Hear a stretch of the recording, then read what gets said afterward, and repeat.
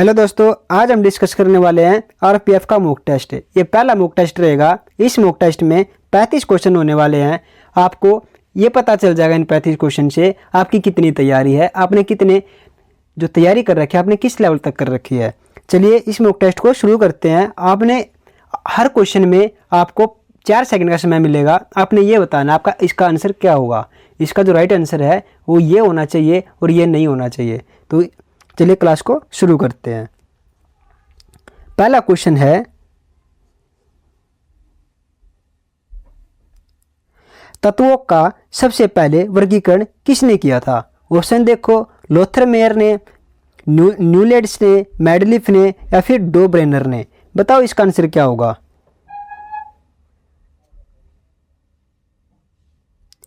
दोस्तों इसका आंसर हो जाएगा डो ब्रेनर ने। क्या होता है, जो तत्वों का वर्गीकरण होता है वो किसके द्वारा कौन करता है, कौन सा वैज्ञानिक करता है, तो डो ब्रेनर करता है। कौन करता है, डो ब्रेनर। आगे क्वेश्चन है, तत्वों के वर्गीकरण से संबंधित त्रिक के नियम का प्रतिपादन किसने किया था। जो त्रिक का जो नियम होता है उसका प्रतिपादन कौन करता है। ऑप्शन देखो, Lothar Meyer, Dobereiner, Mendeleev या फिर न्यूलैंड्स। बताओ इसका आंसर क्या होगा।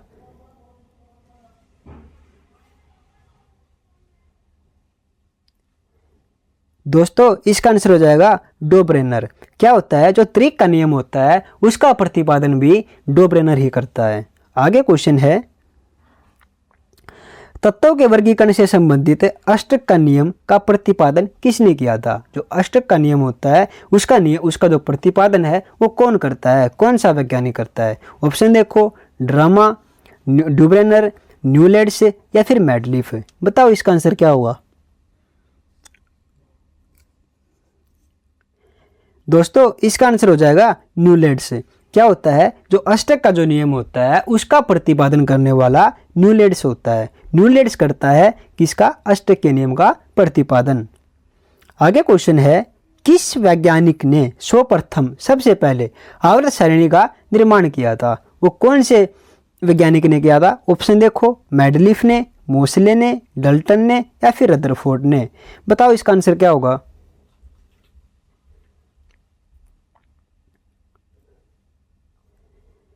दोस्तों इसका आंसर हो जाएगा मेंडलीफ ने। क्या होता है, जो सबसे पहले यानी जो उसका केमिस्ट्री में सबसे पहले हम पढ़ने को देखते हैं, जो आवर्त सारणी होती है उसको देखते हैं, तो उसमें उसका सबसे पहले निर्माण मेंडलीफ करता है। कौन करता है, मेंडलीफ करता है। आगे क्वेश्चन है, आधुनिक आवर्त नियम का प्रतिपादन किसने किया था। जो आधुनिक जो आवर्त जो नियम है वो किसने प्रतिपादन किया था। ऑप्शन देखो, न्यूलैंड्स ने, डो ब्रेनर ने, मेंडलीफ ने या फिर मोसले ने। बताओ इसका आंसर क्या होगा।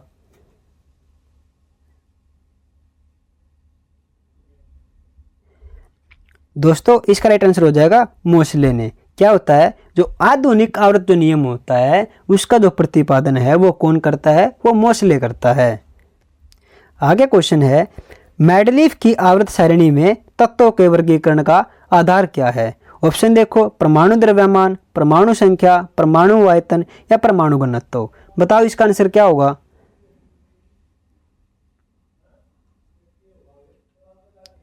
दोस्तों इसका राइट आंसर हो जाएगा परमाणु द्रव्यमान। इसकी क्या होता है, जो मेंडलीफ होता है वो मेंडलीफ क्या करता है, आवर्त सारणी में जो बंटवारा करता है, जब उनका वर्गीकरण करता है तो वो परमाणु द्रव्यमान के आधार पर उनका वर्गीकरण करता है। आगे क्वेश्चन है, आधुनिक आवर्त सारणी में तत्वों के वर्गीकरण का आधार क्या है। जब वो तो खाली आवर्त सारणी थी, उसके बाद आधुनिक जो आवर्त सारणी आई उसके अंदर तत्वों का वर्गीकरण किस आधार पर किया गया। अब ये क्वेश्चन है, बताओ। ऑप्शन देखो, परमाणु द्रव्यमान, परमाणु संख्या, परमाणु आयतन, अपरमाणु घनत्व। बताओ इसका आंसर क्या होगा।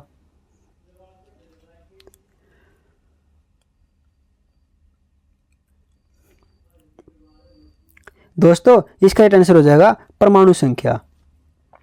इससे पहले जब नॉर्मल जो आवर्त सारणी जो बंटवारा किया गया था वो किस आधार पे किया गया था, वो किया गया था एक परमाणु द्रव्यमान के आधार पर। और जब सातवें क्वेश्चन में बता रखा है आधुनिक आवर्त सारणी में, उसमें परमाणु संख्या को आधार बनाया गया। आपने क्वेश्चन ध्यान रखना है, कंफ्यूज करेगा आपको कि पहले जो आवर्त सारणी थी उसमें किस आधार पे किया गया और जो आधुनिक आवर्त सारणी है उसमें किस आधार पे किया गया। तो आपने ध्यान रखना है, पहले जो किया गया था वो परमाणु द्रव्यमान पर किया गया था और जो आधुनिक किया गया वो परमाणु संख्या के आधार पर किया गया। द्रव्यमान और संख्या आपने ध्यान रखना है। ये आगे देखो, आधुनिक आवर्त सारणी में वर्गों की कुल संख्या कितनी है। ऑप्शन देखो 7, 9, 16 या 18। बताओ इसका आंसर क्या होगा। दोस्तों इसका आंसर हो जाएगा, जो आधुनिक आवर्त सारणी है उसमें वर्गों की संख्या कितनी है, तो 18 हो जाएगी। कितनी हो जाएगी, 18। आगे क्वेश्चन है, आधुनिक आवर्त सारणी में आवर्तों की कुल संख्या कितनी है। जो आधुनिक आवर्त सारणी है अब उसमें बताना है आवर्तों की संख्या कितनी है। ऑप्शन देखो 5, 7, 9 या फिर 16। बताओ इसका आंसर क्या होगा।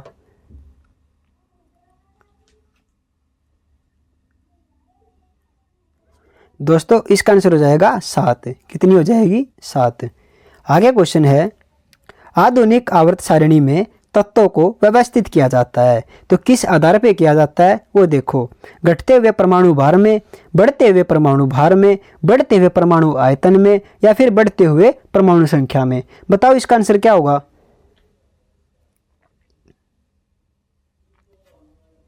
दोस्तों इसका आंसर हो जाएगा बढ़ते हुए परमाणु संख्या में। क्या होता है, जो व्यवस्थित किया जाता है जब तत्वों को, तो एक बढ़ते हुए परमाणु संख्या में उनको व्यवस्थित किया जाता है, उनको क्रमानुकृत किया जाता है।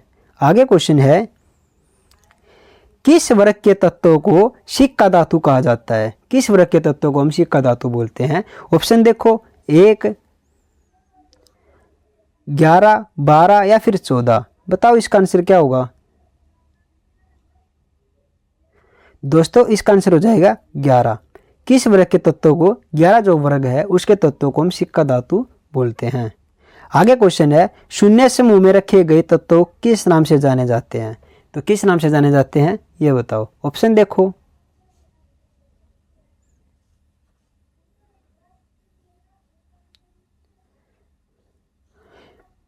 हैलोजन, क्षार धातुएं या फिर क्षारीय मृदा या फिर निष्क्रिय तत्व। बताओ इसका आंसर क्या होगा। दोस्तों इसका आंसर हो जाएगा निष्क्रिय तत्व। आगे क्वेश्चन है, सबसे भारी धातु कौन सी है। तो चांदी, सोना, पारा या फिर ओस्मियम। बताओ इसका आंसर क्या होगा।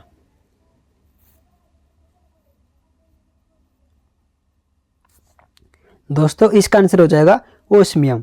क्या होता है, जो सबसे भारी धातु कौन सी होती है, तो ओस्मियम सबसे भारी धातु होती है। आगे क्वेश्चन है, सबसे हल्की धातु कौन सी होती है। मैग्नीशियम, एल्यूमिनियम, प्लेटियम या फिर लिथियम। बताओ इसका आंसर क्या होगा। दोस्तों इसका आंसर हो जाएगा लिथियम। जो सबसे हल्की धातु होती है वो लिथियम होती है। आगे क्वेश्चन है,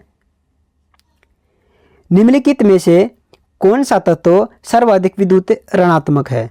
ऑक्सीजन, फ्लोरीन, सोडियम या फिर क्लोरीन। बताओ इसका आंसर क्या होगा। दोस्तों इसका आंसर हो जाएगा फ्लोरीन। क्या होता है, जो सबसे ज़्यादा सर्वाधिक विद्युत जो ऋणात्मक होती है वो फ्लोरीन होती है। कौन सी होती है, फ्लोरीन। आगे क्वेश्चन है, आधुनिक आवर्त सारणी के समूह 1 में मौजूद एकमात्र अधातु कौन है। जो पहला जो समूह है आवर्त सारणी का, उसमें जो मौजूद एकमात्र अधातु कौन सी है वो बताना है। ऑप्शन देखो हाइड्रोजन, कार्बन, सिलिकॉन या फिर नाइट्रोजन। बताओ इसका आंसर क्या होगा।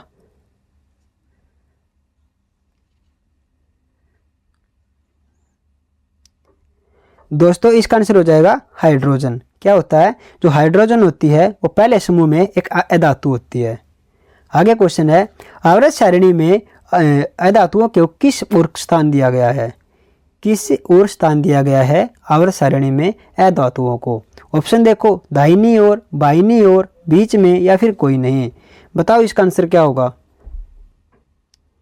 दोस्तों इसका आंसर हो जाएगा दाहिनी ओर। क्या होता है, जो आवर्त सारणी होती है उसमें दाहिनी ओर इसको अधातुओं को स्थान दिया गया है। आगे क्वेश्चन है, वे तत्व जो इलेक्ट्रॉन को ग्रहण करते हैं और ऋणात्मक आयन बनाते हैं वे क्या होते हैं? ऑप्शन देखो, धातु, अधातु, मिश्र धातु या फिर यौगिक। बताओ इसका आंसर क्या होगा? दोस्तों इसका आंसर हो जाएगा अधातु। क्या होते हैं, जो तत्व हैं इलेक्ट्रॉन को ग्रहण करते हैं और ऋणात्मक आयन बनाते हैं वो क्या होते हैं? अधातु होते हैं। आगे क्वेश्चन है, किस वर्ग के तत्वों का गलनांक उच्चतम होता है, ज़्यादा होता है? बताओ ऑप्शन देख के। दोस्तों इसका आंसर हो जाएगा IVA। जो IVA तत्व होते हैं, वर्ग के तत्व होते हैं, उनका जो गलनांक होता है वो अधिक होता है। आगे देखो क्वेश्चन, आवर्त में बाएं दाएं से जाने पर इलेक्ट्रॉन प्रीति में क्या परिवर्तन होता है? इलेक्ट्रॉन प्रीति होती है उसमें क्या परिवर्तन होता है? ऑप्शन देखो, बढ़ती है, घटती है, अपरिवर्तित रहती है, इनमें से कोई नहीं। बताओ इसका आंसर क्या होगा? दोस्तों इसका आंसर हो जाएगा बढ़ती है। क्या होता है, आवर्त में बाएं दाएं से जाने पर जो इलेक्ट्रॉन प्रीति होती है वो बढ़ती है। क्या होता है? बढ़ती है। आगे क्वेश्चन है, किस वर्ग के तत्व की इलेक्ट्रॉन बंधुता उच्च होती है? तो किस इलेक्ट्रॉन की होती है? ऑप्शन देखो, किस वर्ग के? ऑप्शन देखो, VA, IVA, VIIA या फिर VIA। बताओ इसका आंसर क्या होगा? दोस्तों इसका आंसर हो जाएगा VIA, यानी 7th A जो ग्रुप होता है उसकी जो इलेक्ट्रॉन होते हैं वो बंधुत्व अधिक होते हैं। आगे क्वेश्चन है, आवर्त सारणी कितने ब्लॉक में बांटा गया है? जो आवर्त सारणी है उसको कितने ब्लॉकों में बांटा जा सकता है या बांटा गया है? ऑप्शन देखो, 1 में, 2 में, 3 में या फिर 4 में। बताओ इसका आंसर क्या होगा? दोस्तों इसका आंसर हो जाएगा 4 में, यानी जो आवर्त सारणी है उसको हम 4 ब्लॉक में बांट सकते हैं या फिर बांटा गया है। आगे क्वेश्चन है, किस ब्लॉक का तत्व साधारणतः रंगीन यौगिक का निर्माण करता है? ऑप्शन देखो, S block, P block, D block या फिर F ब्लॉक। बताओ इसका आंसर क्या होगा? दोस्तों इसका आंसर हो जाएगा S ब्लॉक। क्या होता है, किस ब्लॉक का जो साधारणतः रंगीन यौगिक निर्माण करता है? तो S ब्लॉक जो है वो रंगीन यौगिक का निर्माण करता है। आगे क्वेश्चन है, जब कोई उदासीन परमाणु एक इलेक्ट्रॉन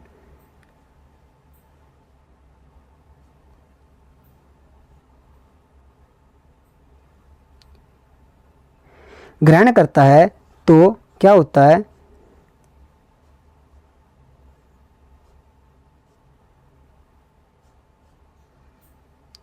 तो उसके फलस्वरूप ऊर्जा उत्पन्न कहलाता है। जो क्या कहलाता है? ऑप्शन देखो, इलेक्ट्रॉन बंधुता, आयन विभव, विद्युत ऋणात्मकता, इनमें से कोई नहीं। बताओ इसका आंसर क्या होगा? दोस्तों इसका आंसर हो जाएगा इलेक्ट्रॉन बंधुता। जो ग्रहण करता है, जो उसके फलस्वरूप ऊर्जा उत्पन्न करता है वो क्या कहलाता है? इलेक्ट्रॉन बंधुता कहलाता है। आगे क्वेश्चन है, किस वर्ग के तत्वों को मुद्रा धातु कहते हैं? जो मुद्रा धातु होती है वो कौन से वर्ग के तत्व होती है? ऑप्शन देखो और बताओ।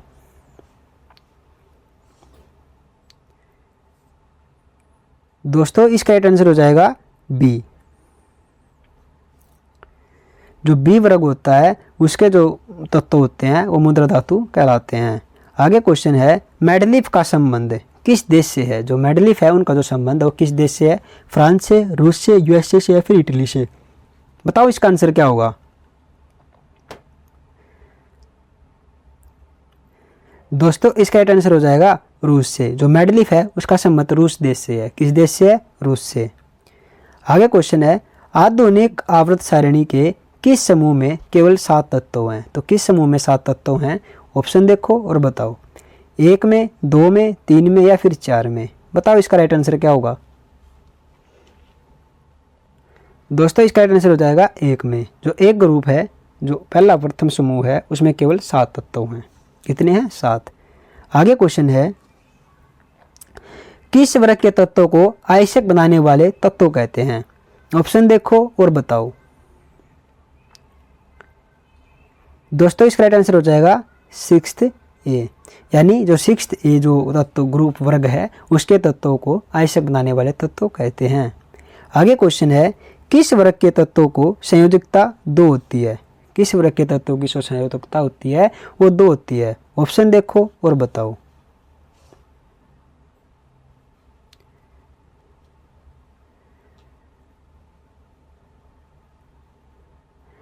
दोस्तों इसका राइट आंसर हो जाएगा सेकंड ए। जो दूसरा वर्ग होता है उसमें ए जो ग्रुप होता है उसमें जो तत्वों की संयोजकता होती है वो 2 होती है। आगे क्वेश्चन है, सबसे हल्का तत्व कौन सा है? हाइड्रोजन, हीलियम, लिथियम या फिर सोडियम? बताओ इसका आंसर क्या होगा। दोस्तों इसका आंसर हो जाएगा हाइड्रोजन। जो सबसे हल्की तत्व जो होता है वो हाइड्रोजन होता है। आगे क्वेश्चन है, पृथ्वी पर सबसे अधिक मात्रा में पाए जाने वाले धातु तत्व कौन सा है? ऑप्शन देखो, लोहा, एल्यूमिनियम, कैल्शियम या फिर सोडियम? बताओ इसका आंसर क्या होगा।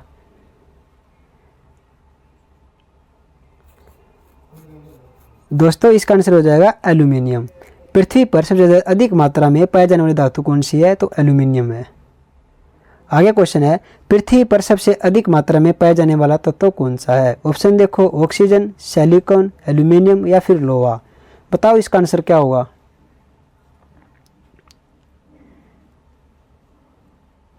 दोस्तों इसका आंसर हो जाएगा ऑक्सीजन, यानी जो ऑक्सीजन है वो सबसे अधिक मात्रा में है पृथ्वी पर।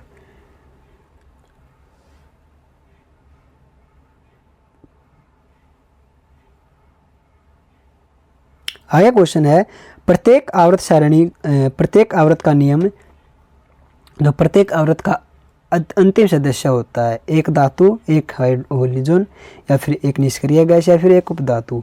बताओ इसका आंसर क्या होगा। दोस्तों इसका आंसर हो जाएगा निष्क्रिय गैस। एक आवर्त का प्रत्येक आवर्त का अंतिम सदस्य होता है और निष्क्रिय गैस होती है। आगे क्वेश्चन है, प्रत्येक आवर्त का पहला सदस्य होता है, क्या होता है? एक क्षार धातु, एक हाइड्रोजन, एक अक्रिय गैस या फिर उपधातु? बताओ इसका आंसर क्या होगा। दोस्तों इसका राइट आंसर हो जाएगा एक क्षार धातु। आगे क्वेश्चन है और लास्ट क्वेश्चन है, आवर्त सारिणी के दूसरे और तीसरे आवर्त में कितने तत्व होते हैं? ऑप्शन देखो, 18, 8, 2 या फिर 10? बताओ इसका आंसर क्या होगा। दोस्तों इसका राइट आंसर हो जाएगा 8। क्या होता है, जो आवर्त सारणी के दूसरे और तीसरे आवर्त में कितने तत्व होते हैं? 8 तत्व होते हैं। बस इतना ही दोस्तों इस वीडियो में। कैसा रहा आपका मॉक टेस्ट? कमेंट सेक्शन में ज़रूर बताइएगा। आपके कितने क्वेश्चन ठीक हुए, कितने क्वेश्चन गलत हुए और कितने क्वेश्चन आपको सीखने को मिले। कमेंट सेक्शन में ज़रूर बताना है, ताकि मुझे ये पता चल सके जो मैंने मॉक टेस्ट करवाया है उसमें जो क्वेश्चन है वो किस लेवल तक के थे, आपने जो तैयारी की थी उस लेवल तक के थे या नहीं।